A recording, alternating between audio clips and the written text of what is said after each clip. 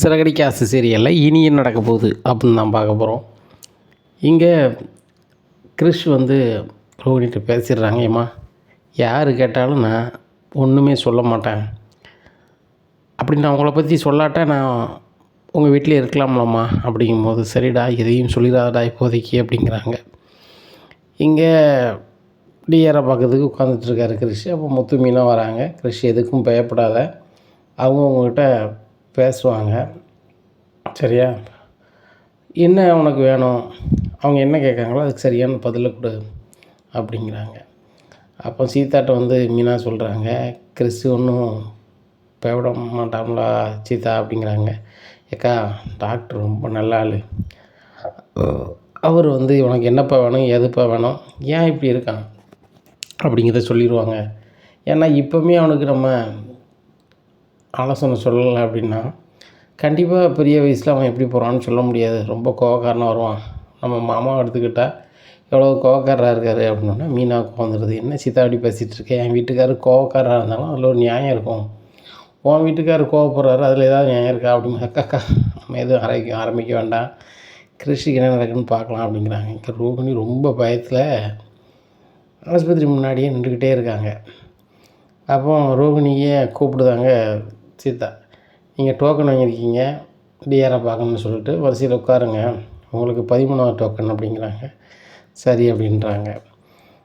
அப்போ கிறிஷ்ட வந்து டிஆர் பேச ஆரம்பிக்காங்க. தம்பி உன் பேர் என்ன பேர் அப்படிங்கிறாங்க. என் பேர் கிறிஷ் அப்படிங்க. சரி உங்கள் பாட்டி பேர் லட்சுமி அப்படிங்கிறாங்க. உங்கள் அம்மா பேர் அப்படிங்கிறாங்க. உங்கள் அம்மா பேர் கேட்டோன்னே கல்யாணி அப்படிங்கிறாங்க. சரிப்பா உங்கள் அப்பா பேர் என்ன பேர் அப்படிங்கிறாங்க. சேகர் அப்படிங்கிறாங்க.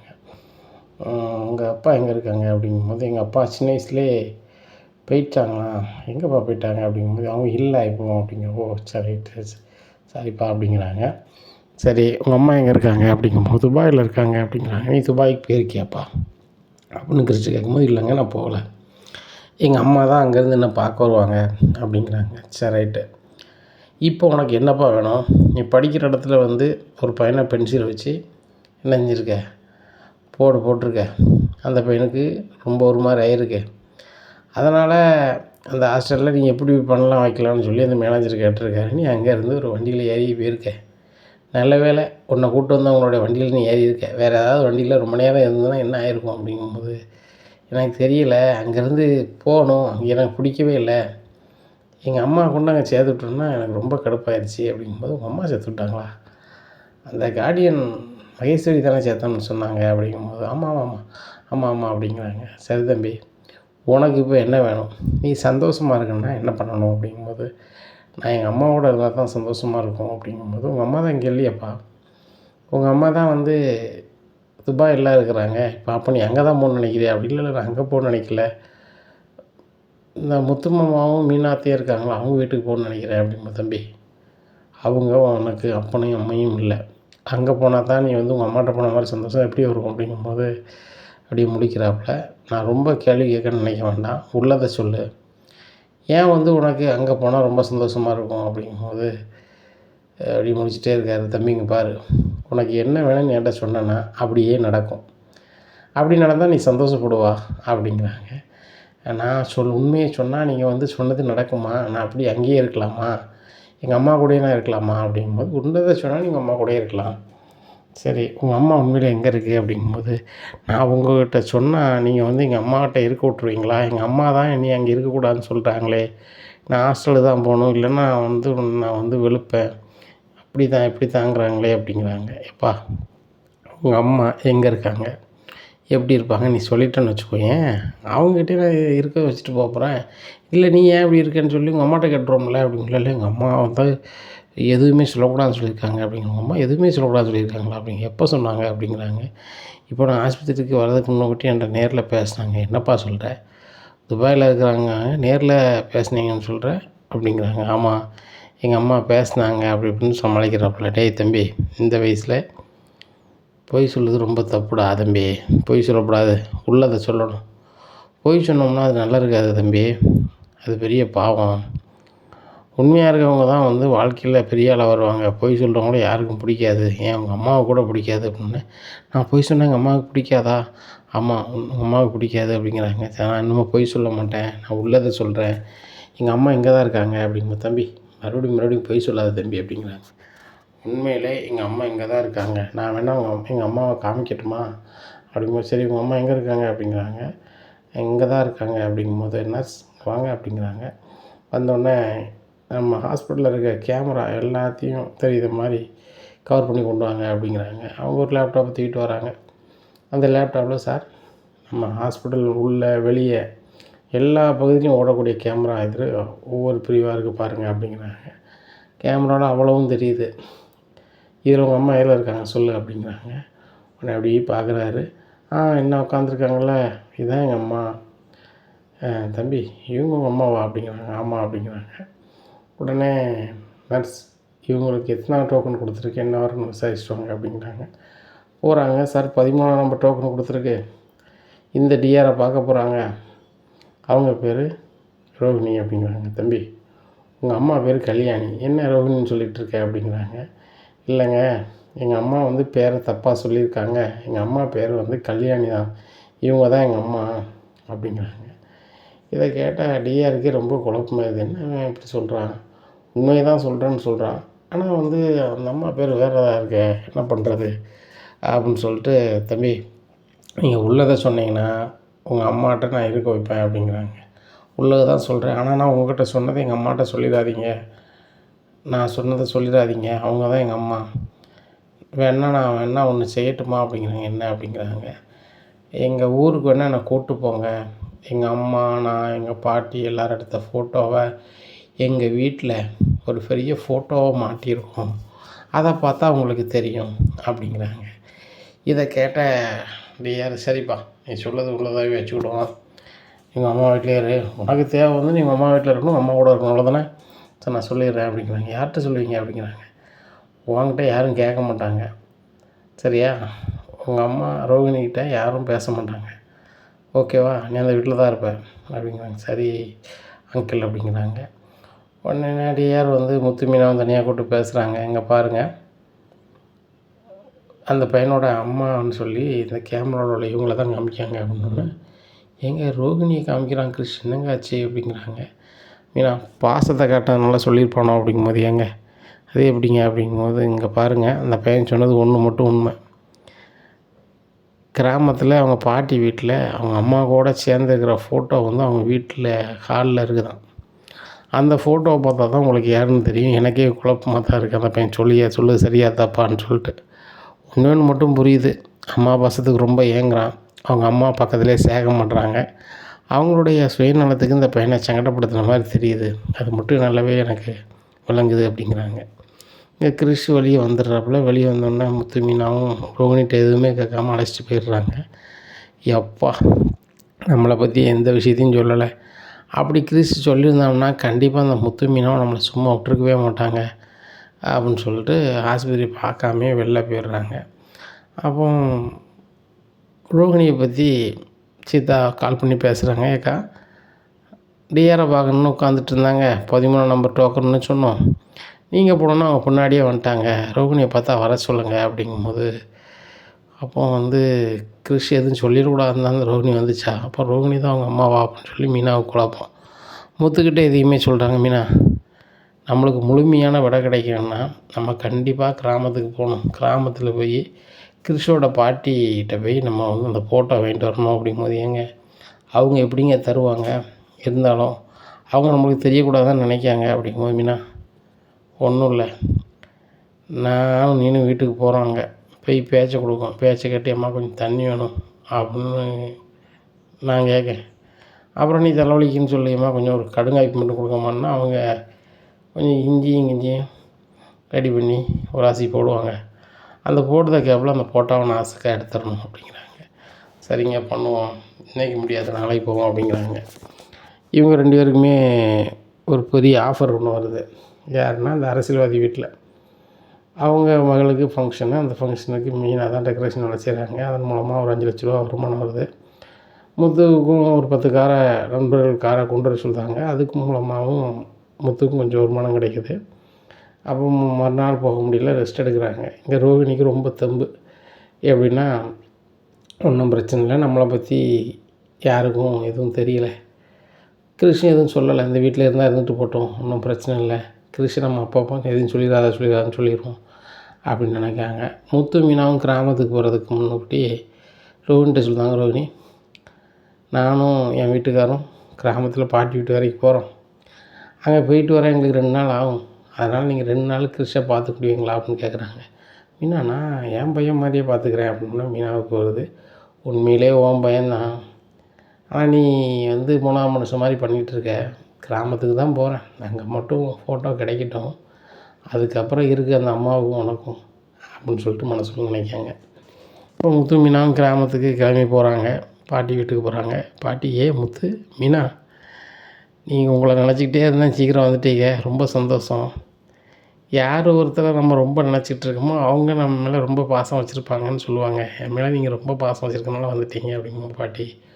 உண்மையிலே உங்களை பார்க்கணுன்னு எனக்கு ஆசை தான், என்ன வேலை அப்படி இப்படின்னு சொல்லிவிட்டு அங்கங்கே போயிட்டுருக்கோம், மீனாவும் போய் வரோம் அப்படி இப்படின்னு போயிடுறா, சேர்ந்து வந்தால் தான் நீங்களும் சந்தோஷமாக இருப்பீங்க, அதனால தான் கொஞ்சம் லேட்டாகி போச்சு அப்படிங்கிறாங்க. சரிடா வா தோட்டத்துக்கு போகணுன்னு சொல்லி தோட்டத்தில் போய் இளநீ எல்லாமே சாப்பிட்றாங்க. சாப்பிட்டுட்டு தோட்டத்தையும் பார்த்துட்டு வீட்டுக்கு வராங்க. பாட்டி நானும் மீனாவும் பக்கத்தூர் வரைக்கும் போயிட்டு வரோம் அப்படிங்கிறாங்க. யார் கிறிஸ் பாட்டி ஊருக்கு போகிறீங்களா அப்படிங்கிறாங்க. பாட்டி அப்படிங்கிறாங்க.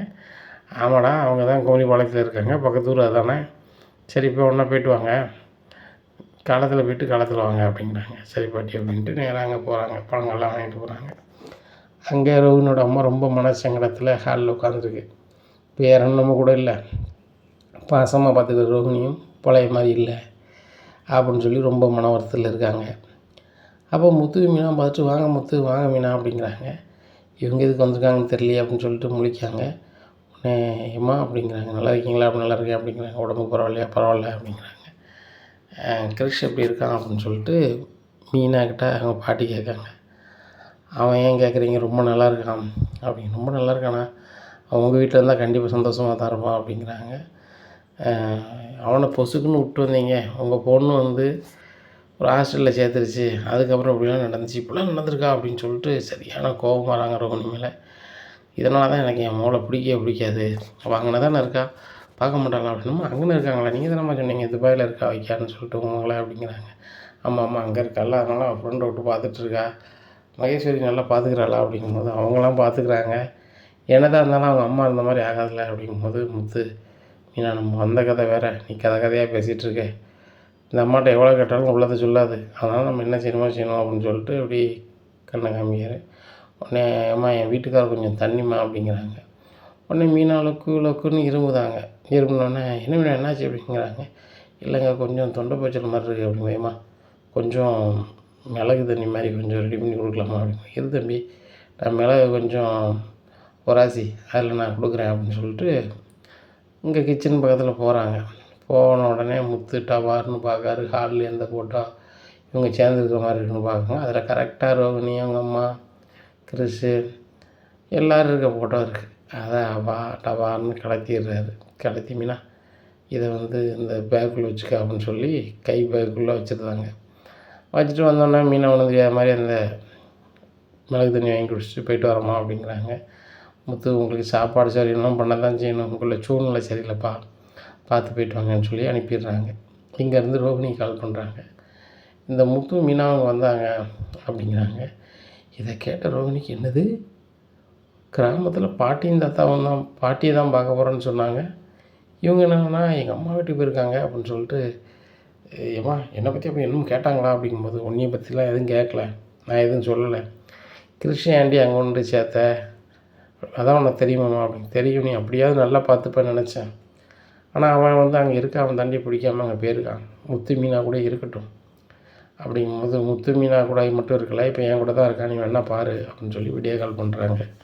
இதை பார்க்க எவ்வளோ சந்தோஷமாக இருக்குது தெரியுமா.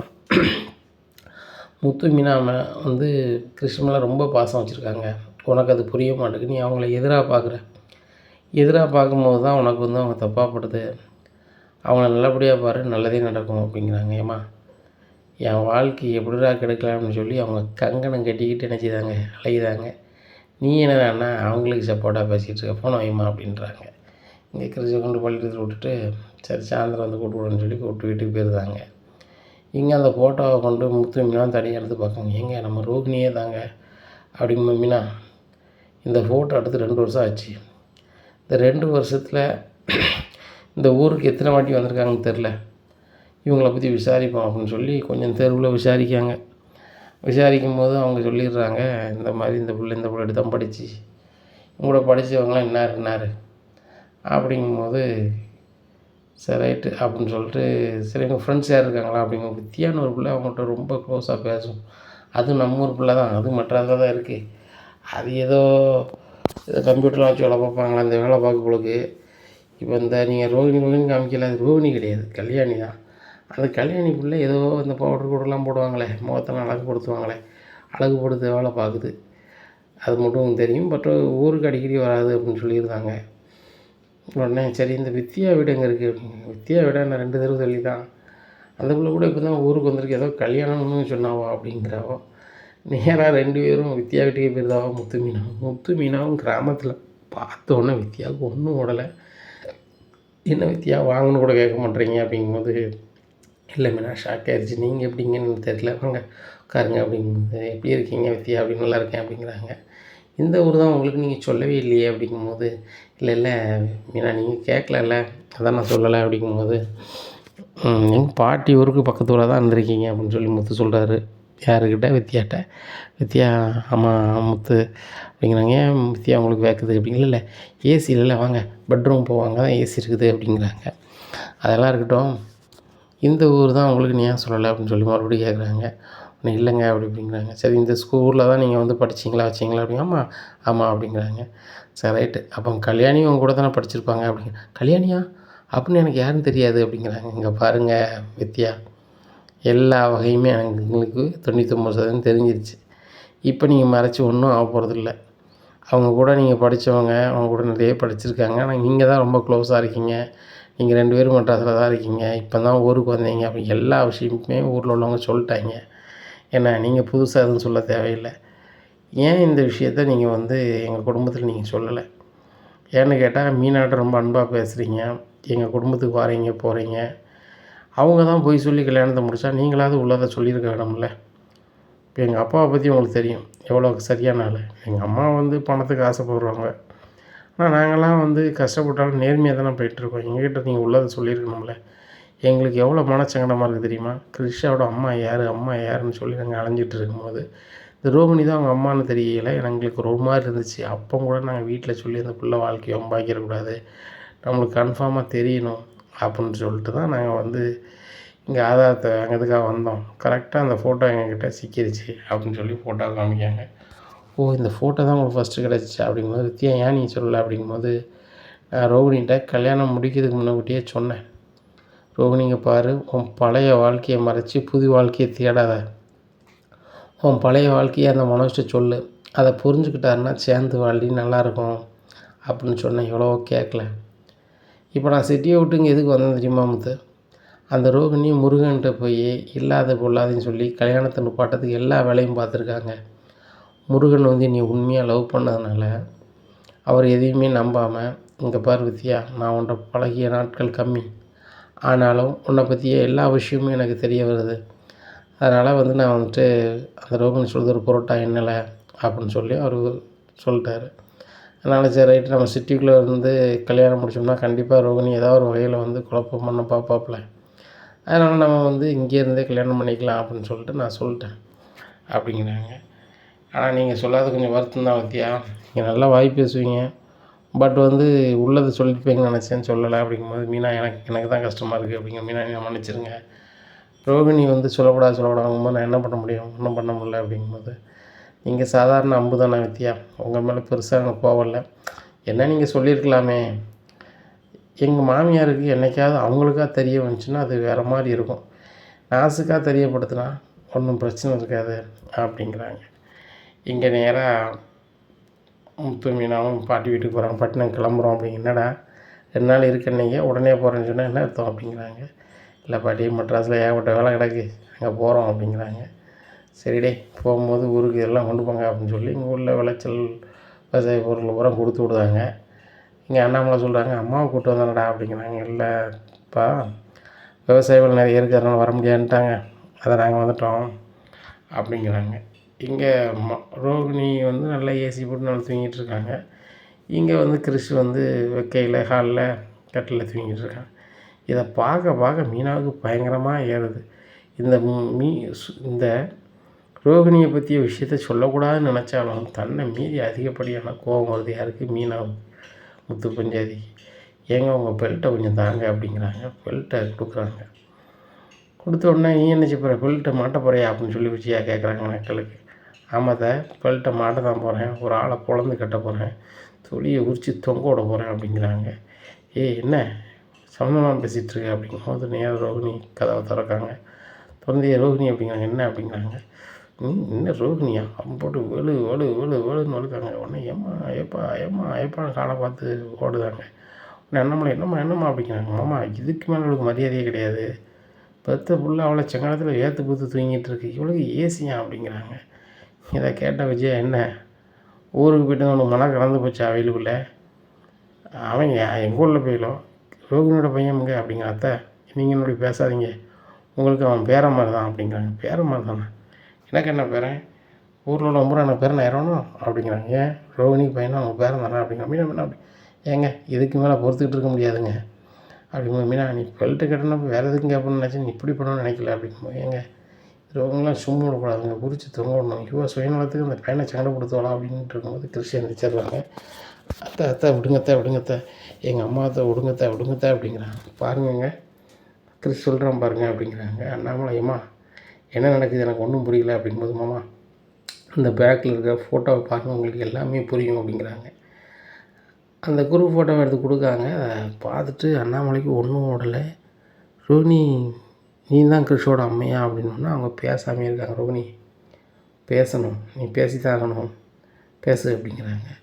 இல்லைம்மா அப்படிங்கிறேம்மா உள்ளதை சொல்லு அப்படிங்கும்போது, என்ன மன்னிச்சிருங்க அங்கிள், நான் தான் கிறிஷோட அம்மா, நானும் உங்கள்கிட்ட மறைச்சி இவ்வளோ காலமாக வாழ்ந்துட்டேன், இதுக்கு மேலே என்னால் மறைக்க முடியல, மீனா கேட்குற வார்த்தைலாம் அப்படி இருக்குது அப்படிங்கும்போது, நீ வாயை மூடுறி, உன்னோட சுயநலத்துக்கு நீ வந்து ஒரு வாழ்க்கையை தேடிக்கிட்டு கிறிஷை எவ்வளோ சங்கடப்பட்டு விட்டுக்கிட்டு ஊரில் உங்கள் அம்மா உங்களையும் கிறிஷின்னு நினச்சி அவ்வளோ சங்கடப்படுதாங்க. 3வது மனுஷங்க தான் நாங்கள், எங்களுக்கு எவ்வளோ கஷ்டமாக இருக்குது தெரியுமா? கிறிஷுக்கு இப்படி அம்மா பக்கத்தில் இல்லை, அவன் ரொம்ப ஃபீல் பண்ணுறான்னு சொல்லிவிட்டு எங்கள் வேலையெல்லாம் விட்டுட்டு போகிறோம். ஆனால் நீ பெத்த அம்மா, உனக்கு கொஞ்சம் கூட இது இல்லை, ஏன் நாங்கள் இல்லை நல்லா பார்த்துக்கிடுவேன் அப்படின்னு சொல்லி தானே விட்டு போனோம். எங்களுக்கு அப்போவுமே ஒரு 80% நீ தான் அம்மையாக இருக்குமோன்னு நினச்சேன். அப்போ கூட நீ வந்து சரி ஒத்தியில் தான் இருக்க ரூமில் மனோஜ் இல்லை, அங்கே இங்கே தூங்குற பையனை அங்கே தூங்க சொன்னானே அப்படிங்கும்போது விஜயா கேட்குறாங்க ரோகிணிட்ட. ரோகிணி இவங்க சொல்லுறதெல்லாம் உள்ளதா? ஒரு நிமிஷம் இரு அம்மா உனக்கு அதுக்கப்புறம் இருக்குது அப்படின்னு சொல்லி மனோஜ் ஃபோன் பண்ணிவிட்டு உடனே வீட்டுக்கு வாடா அப்படிங்கிறாங்கம்மா. நான் கடையில் உட்காந்துருக்கேன், நீ கடையிலே இருக்க வேண்டியதான், உன் வாழ்க்கையை ஒருத்தி இங்கே உட்காந்து வம்பாக்கிட்டு இருக்கான், நீ கடையில் இருக்க போறியா? முதல்ல கிளம்பி வாடா அப்படிங்கிறாங்க. உடனே மனமன்னு கிளம்புறாங்க. என்னம்மா என்னாச்சு அப்படிங்க. என்னாச்சா? உன் வாழ்க்கையை இந்த ரோகிணி சின்ன பொண்ணாக ஆக்கியிருக்காடா அப்படிங்கிறாங்க. என்னம்மா சொல்கிறீங்க? அவயம்மா என்ன சின்ன பொண்ணமாக ஆக்க போகிறா? இன்றைக்கி நீ நல்ல நிலைமையில் நான் இருக்கேன்னா அது காரணம் ரோகிணி தானம்மா. என்ன இன்றைக்கி பெரிய பிஸ்னஸ்மேன் ஆக்கி பார்க்குறா, நாளைக்கு பெரிய நீ குபேரன் ஆக்க போகிறா. ஆமாடா இப்போ இல்லாத குபேரன் ஆக்க போகிறா அப்படிங்கும்போது எனக்கு ஒன்றும் புரியலை அப்படிங்கிறாங்க. ஒன்றுமே புரியாமல் தாண்டா இப்படி இருக்க, நிறைய படித்தா மட்டும் காணுமாடா, கொஞ்சமாவது சரக்கு வேணாமாடா மண்டையில் அப்படிங்கிறாங்க. நீ என்னம்மா எனக்கு ஒன்றும் புரியலை, உனக்கு ஒன்றும் புரியாது, ஏற்கனவே இந்த ரோகிணி கல்யாணம் ஆகி பிள்ளை பார்த்துட்டு தான் நீ கல்யாணம் பண்ணியிருக்கா அப்படிங்க. என்னம்மா சொல்கிறீங்க அப்படிங்கிறாங்க. டேய் அது மட்டும் இல்லைடா, இன்னொரு பையன் இருக்கான் பாரு கிறிஸ்ன்னு, அந்த கிறிஸ்தோட அம்மையாகவே இவ தான் இருக்கா அப்படிங்கிறாங்க. இதை கேட்டால் மனோஜுக்கு வந்து ஒரு மாதிரி ஆயிடுது. மீனா தண்ணி கொண்டா அப்படிங்கிறாங்க. மனோஜுக்கு தண்ணி கொடுத்தானே. மனோஜ் என்னாச்சு அப்படிங்கிற. மனோஜுக்கு தெரிஞ்சோன்னே ரோகிணி வேறு மேலே இருந்து கையேடு, இனிமேல் இந்த வீட்டில் இருக்கக்கூடாது, ஏம்மா எப்பா ஒரு நிமிஷம் டே முத்து இந்த வீட்டை விட்டு அனுப்பிடா அப்படிங்கிறாங்க. இதை கேட்டால் முத்து சொல்கிறாரு, இங்கே பாரு கிறிஷோட அம்மையாக மட்டும் அந்த ரோகிணி இல்லைன்னா நீ சொன்னதை நான் வந்து ஒரு நிமிஷத்தில் செஞ்சுருப்பேன். ஆனால் கிறிஷோட அம்மையாக இருக்கா, கிறிஷ் மேலே எதுக்கு நம்மளுக்கு பாசம் வந்துச்சுன்னு என்னால் புரிஞ்சிக்க முடியாமல் இருந்துச்சு. இப்போ எனக்கு நல்லா புரியுது. நம்ம வீட்டில் உள்ளவங்க தான் அவனோட அம்மாவாக இருக்கையில் நம்மளுக்கு பாசம் நம்மளை அறிய மறதானே செய்யும். அதனால தான் வந்திருக்கு. கிறிஷுக்காக எல்லாத்தையும் மன்னிச்சு விட்றா, நான் இன்றைக்கி நிதானமாக இருக்கேன்னா அதுக்கு காரணம் கிறிஷு தான் அப்படிங்கிறாங்க. நானும் நிதானமாக இருக்க அவசியமே இல்லை, எதுக்கு இந்த ரோகிணி இந்த கிறிஷ் மேலே அவ்வளோ பாசம் வைக்கான்னு நான் நினச்சிக்கிட்டே இருந்தேன். அப்போ தான் தெரியுது இந்த ரோகிணி தான் என் அம்மா யார் பண்ணிட்டு அப்படிங்கும்போதே பேர் கூட உண்மை கிடையாது அப்படிங்கும்போது, பேர் கூட உனக்கு உண்மை இல்லை, என்னை அவ்வளோ ஏமாற்றிருக்க, என்னை ஏமாற்ற உனக்கு எப்படி மனசு வந்துச்சு அப்படிங்கும்போது ரோகிணி சொல்கிறாங்க, நீங்களும் வந்து ஜீவா கூட வாழ்ந்துட்டு தானே என் கூட வந்து வாழ்ந்தீங்க, ஜீவா கூட வாழ்ந்த என்கிட்ட எந்த விஷயத்தையும் சொல்லி சொன்னீங்களா வச்சிங்களா அப்படிங்கும்போது, நான் உன்கிட்ட சொல்லலை, எல்லாத்தையும் சொல்லி தான் உனக்கு கல்யாணம் முடித்தேன், நீ எதுவுமே சொல்லலையே, நீ ஏமாற்றிருக்க வச்சுருக்க, ஏம்மா இன்னும் ஒரு நிமிஷம் இந்த ரோகிணி கூட நான் வாழ மாட்டேன் அப்படிங்கும்போது, ரோகிணி இந்த வீட்டை விட்டு ஒழுங்கு மரியாதையாக கிளம்பிடுவோம் உன்னை கூப்பிட்டு அப்படிங்கிறாங்க. உடனே கிறிஸ் வாடா கிளம்புவோம் அப்படின்னு சொல்லி ரோகிணி கூப்பிடுதாங்க. அப்போ முத்து சொல்கிறாரு, இது வரைக்கும் நீங்கள் வந்து கிறிஸுக்கு அம்மையாக இல்லை, இனிமேலும் இருப்பீங்களான்னு தெரில, என் வாழ்க்கை கெடுக்க நீ தான்டா காரணம்னு சொல்லி நீங்கள் என்ன வேணாலும் பண்ணலாம், அதில் உங்களை நம்பி தர முடியாது அப்படிங்கும்போது அண்ணாமலை சொல்கிறாங்க, முத்து இந்த வார்த்தையை பேசாத, கிறிஸ் மேலே உள்ள கோபம் எதுவும் வந்து ரோகிணி கிடையாது, தான் வாழ்க்கை நல்லா இருக்கணும், அதே சமயத்தில் பையனும் நல்லா இருக்கணும், ஒரு ஓரமாக இருக்கணும், என் வாழ்க்கை ஒம்பாகக்கூடாதுன்னு நினச்சிருக்கு, பையன் மேலே பாசம் வச்சுட்டு தான் செய்யுது, அதை நம்ம சொல்லக்கூடாது, கூட்டு போட்டோம், ஏம்மா எங்கே கூட்டு போனால் நல்லா பார்த்துக்குவோம் அப்படிங்கிறாங்க. இங்கே குருஷை கூப்பிட்டு வெளில போயிட்டு வாசலில் வச்சு கிரீஷை வலுவல்னு இருக்காங்க. கிரீஷை வலுவல்னு எடுத்தோடனே முத்து சரியான கோந்துருது. உடனே நம்பியில் அனுப்ப முடியாது, போயிட்டு வா, உங்கள் அம்மா வந்து கேட்கட்டும், நான் கொடுத்துக்கிறேன், இல்லைனா நீங்கள் எப்படி வந்து கேட்பியோ அப்படி வந்து கேளு அப்படிங்கிறாங்க. உடனே நேராக ரோகிணி போய் சிட்டி போய் பார்க்காங்க. சிட்டி வந்து என்ன சொல்கிறாரு, இப்போ வந்து நான் வெளில வந்திருக்கேன், இப்போ நான் வந்து முத்து வீட்டில் கேட்டோம்னா மறுபடியும் எதையாவது பண்ணின்னு உள்ளே தான் அனுப்புவான், நீ நேராக ஸ்டேஷனுக்கு போ, அங்கே அருண் இருக்கான், அருணுக்கு இந்த முத்துக்கும் ஆவாதுன்னு தெரிஞ்சுக்கிட்டேன், அருண்கிட்ட போய் சொல்லி அது அதிகார்கிட்ட பேசு அப்படிங்கிறாங்க. உடனே அருண்கிட்ட போய் சொல்லுதாங்க, இந்த மாதிரி என் பையனை வச்சுட்டு தரமாட்டேங்க வச்சுருக்காங்க அப்படிங்கிறாங்க. முத்து மேலே ஒரு பேப்பர் எழுதி கூடாது, நான் பார்த்துக்கிறேன் அப்படின்னு சொல்லி மூத்தை பற்றி எல்லாத்தையும் பொல்லாதையும் அந்த அதிகாரிகிட்ட சொல்லுதாங்க. அதிகாரிக்கு சரியான கோவம் வந்தது. நம்மளுக்கே வந்து லீவே இல்லாமல் வேலை பார்த்துட்டு நடக்கும், இவன் ரொம்ப ஓவராக பண்ணிகிட்ருக்கான், அருண் நீங்கள் ஒரு 4 பேரை கூப்பிட்டு போய் அவனை தூக்கிட்டு வாங்க அப்படிங்கிறாங்க. நேராக முத்து வீட்டுக்கு போகிறாங்க.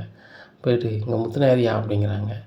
உடனே அருணை பார்த்தோன்னே மீனா கேட்குறாங்க, என்ன இப்படி கேட்குறீங்க, உங்களுக்கு தெரியாதா என் வீட்டுக்காரன்னு சொல்லிட்டு, இப்போ என்ன உங்களுக்கு இவ்வளோ பேர் கூப்பிட்டு வந்துருக்கீங்க அப்படிங்கும்போது, மீனா அண்ணி உங்களை பார்க்க வரல, உங்கள் வீட்டுக்கார் தேவையில்லாம பண்ணியிருக்காரு, கிறிஷோட அம்மா வந்து பேப்பர் எழுதி கொடுத்துருக்காங்க, என் பையனை வச்சு தரமாட்டேங்கான்ட்டு, அதாங்க வந்திருக்கோம் அப்படிங்கும்போது மீனா முடிக்கிறாங்க. ஏங்க அவங்க தான் பார்த்துக்கல வச்சுக்கல அப்படிங்கும்போது, அதெல்லாம் தெரியாது, அவங்க அம்மா அப்பா வந்து எழுதி கொடுத்துருக்காங்க, உங்கள் வீட்டுக்காரரை உள்ளே வைக்கிறது தவிர வேறு வழி தெரியல அப்படின்னோடனே சுருதி சொல்கிறாங்க, அந்த பையன் எங்கள் விருப்பப்பட்டு தான் இருக்கான், அதுபோக அவங்க அம்மா அந்த வீட்டில் இருக்கவங்க எல்லோரையும் ஏமாற்றி கல்யாணம் முடிச்சுட்டு வந்திருக்காங்க, அவங்க எல்லோரும் தப்பு பண்ணிக்கிட்டு ஒரு தப்பு பண்ணாத மாதிரி பையனுக்கு வாங்கி கொடுங்கன்னு சொல்லி வந்திருக்காங்க, நாங்கள் ஸ்டேஷனில் பேசிக்கிட்டு தான் எங்களுக்கு தெரிஞ்ச பெரிய வக்கீலை கூப்பிட்டு வரணும்னு சொல்லி வக்கீலை கூப்பிட்டு போகிறாங்க. கூப்பிட்டு போனோடனே கிறிஸ் யார் கூட பாருங்க அப்படிங்கும்போது, நான் முத்தத்தை கூடயும் முத்து மாமா கூடயும் மீனா அத்தையும் கூட தான் இருக்கேன்னு சொல்லிடுறாங்க. ரோகிணிக்கு ரொம்பவே எரிச்சலாகிடுது. ஒன்றும் இல்லாமல் கிராமத்துக்கு போகிறாங்க. அப்போது ரோகிணியை பார்த்து என்ன கல்யாணி வந்திருக்கு அப்படிங்கம்மா, அதான் எல்லாம் போச்சே, என் வாழ்க்கையும் போச்சு, கிறிஸ்தும் போவான் அப்படிங்கிறாங்க. இதை கேட்டால் என்னடி ஆச்சு அப்படிங்க, என்னடி ஆச்சா, முத்து மீனை அவனை சப்போர்ட் பண்ணுவாங்க, அவங்ககிட்ட உள்ளதை சொல்லுன்னு சொன்னேன், அவங்க எல்லாத்தையும் தெரிஞ்சுக்கிட்டு நீ வீட்டு விட்டு எப்படி அனுப்பணுமோ அப்படி அனுப்பிட்டாங்க அப்படிங்கும்போது, சரி கிறிஸ்டியங்க அப்படிங்கிறாங்க, அவன் தான் அவங்கள விட்டு வரமாட்டேக்கானே அப்படிங்கும்போது, அவன் வாழ்க்கையை கிடைக்குன்னு அவங்க அனுப்பியிருக்க மாட்டாங்கடி, நீ வந்து உள்ளதை அவன் வீட்டில் நீ சொல்லியிருக்கலாம், சொல்லாமல் இருக்கிறனால தான் இப்படி ஆயிடுச்சு, அவங்க பொறுமைக்கும் ஒரு அளவு உண்டுல்ல, நீ அந்த பொறுமையை சோதிச்சுட்டு அவ்வளோதான், அவங்க போனப்பறம் தான் பார்க்குறேன் வீட்டு மேலே ஃபோட்டோவை காணலை, சரி ரைட், நான் எதுக்கு அவன்கிட்ட சொல்ல தெரியுமா, எதையாவது ஒன்று நடந்தால் தான் வந்து அந்த வீட்டில் எல்லாம் தெரிய வரும், தெரிய வந்து எல்லாம் சரியாகும், குட்டம் குழம்புலன்னா மீன் வெளியே வராதில்ல, இப்போ நீ வெளியே வந்துட்டல எல்லாம் நடக்கும், கிறிஷே பாரு அந்த குடும்பத்தில் எல்லாரையும் கூப்பிட்டுக்கிட்டு நீ கூப்பிட அந்த வீட்டுக்கு வருவான் அப்படிங்கிறாங்க. இங்கே ஒரு வாரம் ஆகுது, ரோகிணியை கூப்பிட யாரும் வரல. உடனே ரோகிணி அம்மாக்கிட்ட ரோகிணி பேசுகிறாங்க, நீ என்னம்மா சொன்ன, கிறிஷை கூப்பிட்டு அந்த வீட்டிலேருந்து எல்லோரும் வருவாங்கன்னு சொல்லிட்டு அப்படின்ட்டு இருக்கும்போது மனோஜ்கிட்ட இருந்து ஒரு கடுதாசி வருது, நீ எனக்கு வேண்டாம் வைக்க வேண்டாம், இதை பார்த்த ஒரு வாரம் கழிச்சு நான் வேறு கல்யாணம் முடிச்சுக்கணும் அப்படின்னு சொல்லிட்டு சொல்லுது, ஒரு கடுதாசி அனுப்பியிருக்காரு. இதை பார்த்தோன்னே ரோகிணிக்கு சரியான கோவம் வந்துடுது. ரோகிணி நேராக மறுநாள் காலையில் கடைக்கு போகிறாங்க. இங்கே பாரு மனோஜ், எப்படி நீ அனுப்பி வைப்ப அப்படிங்கும்போது, நீ எனக்கு இவ்வளவு ஏமாற்றிருக்க, உங்களோட வாழ எனக்கு விருப்பம் கிடையாது, நான் வேறு கல்யாணம் முடிக்க போகிறேன், நான் எப்படி உடம்பு ஃபிட்டாக இருக்கணும்னு சொல்லி சொல்லதுக்கு ஒரு ஆள் வந்துச்சுல்ல, அதனால தான் கல்யாணம் முடிக்க போகிறேன் அப்படின்னோடனே அவங்க வீட்டை போய் சொல்லியிருந்தாங்க, மனோஜுக்கு பெரிய கடை இருக்குது அப்படி இப்படின்னு சொல்லிட்டு நீங்கள் வந்து அவனை கல்யாணம் முடிக்கணும்னு நினைக்கிங்க, அந்த கடை என் பேரில் இருக்குது, மனோஜ் ரொம்ப ஓவராக பண்ணால் கடையை நான் எடுத்துப்பேன், அவனை நீங்கள் கல்யாணம் முடிக்காதீங்க அப்படின்னு சொல்லிடுறாங்க. அங்கேருந்து அவங்களும் ஃபோன் பண்ணி, மனோஜுங்க பாருங்கள், உங்கள் முன்னாள் வீட்டில் உள்ளவங்க வந்தவங்க, ரோகிணி வந்தாங்க, வந்துட்டு இப்படிலாம் சொன்னாங்க அப்படின்னு. அப்போ தான் மனோஜுக்கு நினைவு வருது, ஆகா அன்னைக்கு நிலைமைக்கு இந்த ஃபர்னிச்சர் கடையை ரோகிணி பேரில் வேணும் தப்பாக போச்சே.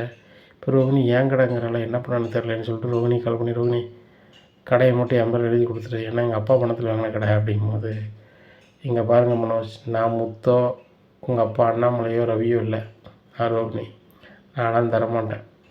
நீங்கள் வேறு கல்யாணம் முடிக்கக்கூடாது. இந்த கடை பத்திரம் என் பேரில் தான் இருக்குது. இதை வச்சு நான் பார்லர் ஆரம்பிப்பேன், அந்த பத்திரத்தை மீட்பேன். ஆனால் நீங்கள் என்னை விட்டுட்டு வேறு கல்யாணம் முடிக்கணும்னு நினச்சிங்கன்னா அவ்வளோதான். அப்படிங்கும்போது ரோகிணி, இவ்வளோ நீ பண்ணியிருக்க, நான் வந்து பார்த்துட்ருக்கேம்மா, எப்படி பண்ணி கடை எனக்கு எப்படி வாங்கினா எனக்கு தெரியும் அப்படின்னு சொல்லிட்டு நேராக சிட்டியை போயே பார்க்காங்க. சிட்டி, ரோகிணி வந்து பேரில் கடை இருக்குது, என்னையும் வந்து அந்த கடையை விட்டு போன வைக்கணும்னு சொல்லிக்கிட்டு இருக்காங்க. அப்படிங்கும்போது சரி ரைட்டு, அப்போ எனக்கு ஒரு பேப்பர் எழுதி கொடுங்க, நான் பார்த்துக்குறேன் அப்படிங்கிறாங்க. உடனே சரி ரைட்டுன்னு சொல்லி ஒரு எதுவுமே படிக்காமல் எழுதி கொடுத்தது. அதில் சிட்டி வந்து கடையை அவர் பேரில் எழுதி வாங்கியிருக்காரு. உடனே மறுநாள் காலையில் மனோஜ் போய் கடையில் இருக்கார். கடையில் சிட்டி போடுறாப்புல, கடையில் இருந்து கல்லால் இறங்குங்க அப்படிங்கிறாங்க. ஏன்னா சிட்டி, ரோகிணி தான் வரக்கூடாதுன்னு சொல்லி நீங்கள் எதுக்கு வரீங்க அப்படிங்கிறாங்க. கடையை தான் நேற்று எனக்கு எழுதி கொடுத்தியா, கிளம்பு அப்படிங்கிறாங்க. உடனே கிளம்பணுமா, அதெல்லாம் போக முடியாது, வைக்க முடியாதுங்க, கடை என் பேர் கிளம்பு அப்படிங்கிறாங்க. நேராக முத்துட்டு போய் சொல்கிறாங்க. முத்துக்கு சரியான கோவம். முத்து வந்து கோவத்தில் வந்தோடனே இவர் காய்ச்சிட்டக்காரர் கால் பண்ணிதான், சார் இந்த மாதிரி கடை என் பேரில் இருக்குது, இவங்க வந்து தேவையில்லாமல் பண்ணுறாங்க அப்படின்னா அருண் வந்துடுறாரு. என்ன முத்து, ரொம்ப ஓவராக பண்ணிகிட்ருக்கேன், அன்னைக்கு என்னன்னா அந்த கிறிஸ் பையனை கொடுக்க முடியாது வைக்க முடியாதுன்னு, இன்றைக்கி என்னென்னா கடையை வந்து அவங்க கடைன்னு சொல்லிகிட்டு இருக்கேன். அப்படிங்கும்போது மனோஜ்கிட்ட உள்ள கடையை தவிர்த்தலாம் எழுதி வாங்கியிருக்காங்க அப்படிங்கும்போது அதெல்லாம் தெரியாது, பேப்பர் அவங்ககிட்ட இருக்குது, அவங்க கடை, நீங்கள் எப்படி பண்ணுங்க அப்படிங்கிறாங்க. டே மனோஜ், உனக்கு தெரியுங்களடா, வா அப்படின்னு சொல்லிட்டு போயிடுறாங்க. அங்கேருந்து சத்யாட்ட பேசுகிறாங்க. சத்யாட்ட பேசிட்டே, உன் ஃப்ரெண்டு பழைய ஃப்ரெண்டு அங்கே இருக்கானுங்களா சிட்டிகிட்ட அப்படிங்கிறாங்க. இருக்காங்க மாமா அப்படிங்கிறாங்க. அங்கே அவன் ஆஃபீஸில் உள்ள கேமராவை எப்படியா எடுக்கணும் அப்படிங்கிறாங்க. சரி எடுத்துருவோம் அப்படின்னு சொல்லிட்டு மனோஜ் சொல்லி கொடுத்த கேமரா எடுக்காங்க. அதை கொண்டு வக்கீல்கிட்ட கொடுக்குறாங்க. அதை வச்சு இது பண்ணி மனோஜ் வந்து எதுவும் படிக்காமல் எழுதி கொடுத்து வச்சது எல்லாமே அதில் தெரிய வருது. தெரிய வந்தோன்னே ரைட்டு அப்படின்னு சொல்லிட்டு மறுபடியும் கடையை வாங்கிடுறாங்க. இந்த மாதிரி ஏமாற்று பண்ண சிட்டியை வந்து நிரந்தரமாக உள்ளே அனுப்பி விட்ருந்தாங்க இந்த முத்து. மனோஜ் அதுக்கப்புறம் தொடர்ந்து கடையை நடத்தார். ரோகிணியால் ஒன்றுமே பண்ண முடியல. ரோகிணி ரொம்ப கடுப்பில் இருக்காங்க. எப்படி இந்த இழந்த வாழ்க்கையை நம்ம மீட்கிறது, மனோஜ் கூட எப்படி சேர்ந்து வாழ்கிறது, இந்த முத்து மீனாவையும் எப்படி வம்பாக்குறது அப்படின்னு சொல்லி நினைக்காங்க. அப்போ தான் வந்து அவங்களுக்கு ஒரு யோசனை வருது. அருணுக்கு வந்து முத்துக்கும் பிடிக்காது. அருணை வச்சு இந்த முத்துவை எதையாவது பண்ணணும், முத்தை உள்ளே அனுப்பிட்டோன்னா நம்ம வந்து ஈஸியாக அந்த வீட்டுக்கு போயிடலாம் அப்படின்னு நினைக்காங்க. அப்போ முத்து காரில் எதையாவது வைப்போம் அப்படின்னு சொல்லி அருணும் இங்கே ரோகிணியும் பேசுகிறாங்க. அப்போ ஏற்று வீட்டிலலாம் கேமரா இருக்குது அப்படி இப்படின்னு சொல்கிறாங்க. அப்போ அருண் நான் பார்த்துக்குறேன் அப்படின்னு சொல்லி அவங்க 2 பேரும் ஏற்பாடு பண்ணி ஹெல்மெட்லாம் போட்டு முத்துக்கார நைஸாக ஒரு கள்ளச்சாவி போட்டு திறந்து அதுக்குள்ளே ஒரு 2 பொருளை வச்சிடுறாங்க. இதை வந்து ஏற்று விட்டு ஒரு ஆள் பார்த்துடுறாங்க. பார்த்துட்டு முத்து கால் பண்ணுறாங்க. முத்து, உன் காரில் 2 பேர் என்னத்தை வைக்கிறாங்கன்னு தெரில அப்படிங்கிறாங்க. உடனே ஸ்டேஷனுக்கு கால் பண்ணிடுறாங்க. ஸ்டேஷனில் திறந்து பார்க்குறாங்க. அது தேவையில்லாத பொருள் இருக்குது. இதை பார்த்துட்டு இங்கே உள்ள கேமரா வச்சு அவங்க யார் என்னென்னு கண்டுபிடிப்போம் அப்படிங்கிறாங்க. அதை கண்டுபிடிச்சிடுறாங்க. கண்டுபிடிச்சோன்னே யார் உங்களை அனுப்புனா வச்சா, இந்த வண்டியில் யார் வைக்க சொன்னா அப்படிங்கும்போது அருண் சார் தான் வைக்க சொன்னார் அப்படின்னு அருணை போட்டு கொடுத்துருந்தாங்க. அருணை போட்டு கொடுத்தோன்னே அருண் வேலை பார்த்துட்டு இப்படி இருக்குது சரி கிடையாது, ஒன்று 6 மாதம் இடையில உனக்கு வேலை பார்க்காத அளவுக்கு பண்ணுறேன்னு சொல்லி அவங்க உயர் அதிகாரி பண்ணிடுறாங்க. அப்போ முத்துக்கிட்டையும் சொல்கிறாங்க, இவனை உள்ளே வைக்கணும்னா நீங்கள் ஒரு பேப்பர் எழுதி கொடு தம்பி அப்படிங்கும்போது, சாருங்க பாருங்கள், என் மேலே உள்ள கோபத்தில் இந்த அளவுக்கு பண்ண ஆரம்பிச்சிட்டான் அப்படின்னோடனே, நான் மட்டும் சேர்ந்து பண்ணல, உங்கள் வீட்டு ரோகிணியும் சேர்ந்து தான் பண்ணிச்சு, உள்ளே வைக்கணும்னா ரோகிணியும் சேர்த்து உள்ளே வை அப்படின்னோடனே முத்து அமைதியாக போயிடுறாரு. முத்துக்கு ரொம்ப மனச்சங்கடமாக இருக்குது. அப்போ மீனா கேட்குறாங்க, என்னங்க ஆச்சு அப்படிங்கும்போது, காருக்குள்ளே அருண் மட்டும் சேர்ந்து ஆள் வச்சு வைக்கல, இந்த ரோகிணி சேர்ந்து தான் பண்ணியிருக்காங்க, ரோகிணி வாழ்க்கை இப்படி ஆனதுக்கு அம்மா தான் காரணம் நினைப்பாங்க போல் அப்படிங்கும்போது, ஏங்க நம்ம அந்த ரோகிணிக்கு என்ன தான் நல்லது பண்ணாலும் சரி தான், அவங்க பையனை நம்ம என்ன தான் நல்லா பார்த்துக்கிட்டாலும் சரி தான், அவங்க வந்து நம்மளை தப்பாக நினைக்கிறத மட்டும் விடவே மாட்டாங்க போல். சரிங்க, நம்மளுக்கு வந்து பக்கத்து வீட்டுக்காரங்க சப்போர்ட்டாக இருக்க போய் நம்மளுக்கு எல்லாத்தையும் சொல்லிட்டாங்க அப்படிங்கும்போது, மீனா நம்ம எல்லாருக்கும் பிரயோஜனமாக இருந்தால் நம்மளுக்கு எல்லோரும் பிரயோஜனமாக இருப்பாங்க. பாரு, மனோஜ் வந்து இவ்வளோ படிச்சிருக்கேன் வச்சுருக்கேன்னு சொல்லிட்டு எதையுமே ஒழுங்காக படிக்காமல் கையெழுத்து போட்டு தான் வைக்கிறது, இந்த மாதிரி வேலை பண்ணிகிட்ருக்கான். அதுபோக கடன்காரங்களுக்கு நிறைய கடன் கொடுக்காம வைக்காமல் பண்ணிகிட்ருக்கான். கடன்காரங்க கடையை வந்து எடுக்கிற மாதிரி இருக்குது, நம்மகிட்ட கொஞ்சம் பணம் இருக்குது, இந்த பணத்தை கடன்காரங்களை கொஞ்சம் திருப்தி படுத்த மாதிரி அப்பா வச்சு கொஞ்சம் கொஞ்சம் கொடுத்துருவோமா, எதுக்கு இதை நான் சொல்கிறோம்னா, அப்பா பணத்தால் உருவாக்கப்பட்டது அந்த கடை. அந்த கடை அவனை விட்டு போயிடக்கூடாதுல்ல அப்படிங்கிறாங்க. அதுவும் சரிதாங்க, அப்படி போயிட்டுனா மாமா ரொம்ப ஃபீல் பண்ணுவார் அப்படின்னு சொல்லிட்டு சொல்கிறாங்க.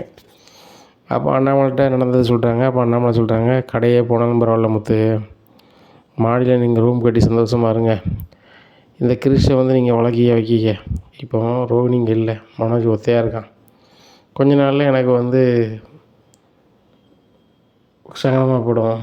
எல்லோரும் என் கூட சேர்ந்தவங்க எல்லாருமே 60வது பிறந்தநாள், கல்யாண நாள் அப்படி இப்படின்னு கொண்டாடுவோம். எனக்கு எதுவுமே கொண்டாட முடியாத அளவு தான் இருக்கும் போலுக்குன்னு சொல்லிட்டு ரொம்ப ஃபீல் பண்ணுறாருப்பா. ரொம்ப ஃபீல் பண்ணாதீங்க, ஒன்றுமே பிரச்சனை இல்லைப்பா, உனக்கு கொண்டாடுவோம்ப்பா, எப்படின்னாலும் கிறிஷ் உனக்கு பிறந்தானப்பா அப்படிங்கும்போது, அதுக்கு முன்னாடி ரோகிணி இந்த வீட்டில் இருக்கணும், என்ன பண்ணலாம் அப்படிங்கும்போது, ஒன்றும் பிரச்சனை இல்லைப்பா, பாட்டியை வர சொல்லலாம், பாட்டியை வர சொல்லி பேசலான்னு சொல்லி அண்ணாமலை வீட்டுக்கு பாட்டியை வர சொல்கிறாங்க. நாச்சார் வந்தோன்னா, நாச்சாருக்கு ரொம்ப சங்கடமாக இருக்குது, இப்படிலாம் நடந்திருக்கு, முத்து ஒரு வார்த்தை சொல்லலை அப்படிங்கிறாங்க. பாட்டி என்னத்தை சொல்ல, ரொம்ப சங்கடமாக இருந்துச்சு, அப்பா மன சங்கடப்படுதாரு அப்படிங்கும்போது, பிறகு சங்கடப்படாமல் என்னடாச்சிவான், 3 பிள்ளைகளை நல்லா வளர்த்துருக்கான், பேரங்குட்டிகளோட சந்தோஷமாக இருக்கணும்னு பார்த்தா மருமவாக வந்து தன்னை பற்றி எல்லா விஷயத்தையும் மறைச்சிட்டு இந்த வீட்டில் வந்து உட்காந்துருக்கா. அவன் பையனை இவங்க வளர்க்காங்க, அந்த பாசம் கூட அந்த பிள்ளைக்கு இல்லாமல் எல்லா வேலையும் பார்த்துட்டு இருக்காங்கும்போது கடுப்பாக தானே இருக்கும். இதுக்கு ஒரே வழி தான்டா முத்து அப்படிங்கிறாங்க. என்ன அப்படிங்கிறாங்க, நான் சொல்லியிருந்தேன், இந்த வீட்டில் முதல்ல யார் பேரனோ பேத்தியோ பெற்று கொடுக்காவளோ அவங்களுக்கு நான் உழைக்கிற சொத்தை கொடுக்கான்னு சொல்லியிருந்தேன். இப்போ இந்த வீட்டில் வந்த பேரன் கிறிஷ் தான், அவனுக்கு நான் கொடுக்க வேண்டிய சொத்தை கொடுக்க போகிறேன் அப்படிங்கும்போது முத்து சொல்கிறாரு, பாட்டி எனக்கு நீங்கள் தரக்கூடிய பங்கு நான் கொடுக்குறேன் அப்படிங்கிறாரு. ரவியும் சுருதியும் நான் கொடுக்குறேன் அப்படின்றாங்க. இதை கேட்டால் விஜயாவுக்கு சரியான கடுப்பாயிருது. என்னத்தை நினச்சிட்ருக்கீங்க, நீங்கள் எல்லா இதையும் அணு கொடுக்கணும் என்ன அர்த்தம் அப்படிங்க. விஜயா வாக்கு கொடுத்தா கொடுத்தது தான், நாங்கள் 3 பேரும் கொடுக்க போகிறோம் அப்படிங்கும்போது, ஏங்க உங்கள் பங்கு நீங்கள் கொடுத்துடாதீங்க அப்படிங்கும்போது, விஜயா நான் அதை எப்போவுமே கொடுக்குறேன்னு எங்கள் அம்மாட்ட சொல்லிவிட்டு தான் எங்கள் அம்மாவை ஃபோன் பண்ணி வர சொன்னேன், எங்கள் அம்மா பேசுகிறது எல்லாமே நான் சொல்கிறத எங்கள் அம்மா சொல்லுது அப்படிங்கிறாங்க. இதை கேட்ட விஜயாவுக்கு ஒன்றும் விடலை. அப்போ அந்த கிறிஷ் இந்த வீட்டை விட்டு அனுப்ப முடியாதா, போகிற பக்கம் பார்த்தா ரோகிணியை கூப்பிட்டு வந்துடுவாங்களா அப்படின்னு நினைக்காங்க. அப்போ மனோஜ் பங்கையும் வந்து மனோஜ் வந்து நான் கிறிஷ்கே கொடுக்கன்றாரு. ஏன்னு கேட்டால் கடை வந்து ரோகிணி பேரில் இருக்குது, கிறிஷ்கிட்ட போகிற எல்லா சொத்தையும் நம்ம வந்து எடுத்துக்கிட்டால் நம்ம இதோட பெருசாக தொழில் பண்ண முடியும், பேசாமல் ரோகிணி கூட சேர்ந்து வாழ்தான்றோம். அம்மாக்கிட்டேருந்து 2 வீடு மட்டும்தானே இருக்குது, ரோகிணி பக்கத்தில் அந்த சொத்து போயிடும் எப்படின்னாலும் கிறிஷை வச்சு, அதனால் நம்ம ரோகிணிக்கு கிறிஷ்கே கொடுப்போன்றோம் அப்படின்னோடனே முத்துக்கு ஒன்றும் விடலை. மீனாவுக்கும் ரொம்ப சந்தோஷம். அப்போ விஜயாவுக்கு வழி இல்லை, எல்லா சொத்தும் கிறிஷுக்கு போயிட்டு கிறிஷோட அம்மா வந்தால் தானே மனோஜுக்கு அது ஆகும்னு சொல்லி அமைதியாக இருந்துருந்தாங்க. அப்போ கிறிஷை கூப்பிட்டுக்கிட்டு எல்லோரும் கிராமத்தில் போய் ரோகிணியை கூட போகிறாங்க. இவங்களெல்லாம் பார்த்துட்டு ரோகிணி அம்மாவுக்கு ரொம்ப சந்தோஷம். சம்மந்தி வாங்க அப்படிங்கிற, நீங்களாம் சம்மந்தி, என் தலை விதி இங்கே வந்து நிற்க அப்படிங்கிறாங்க.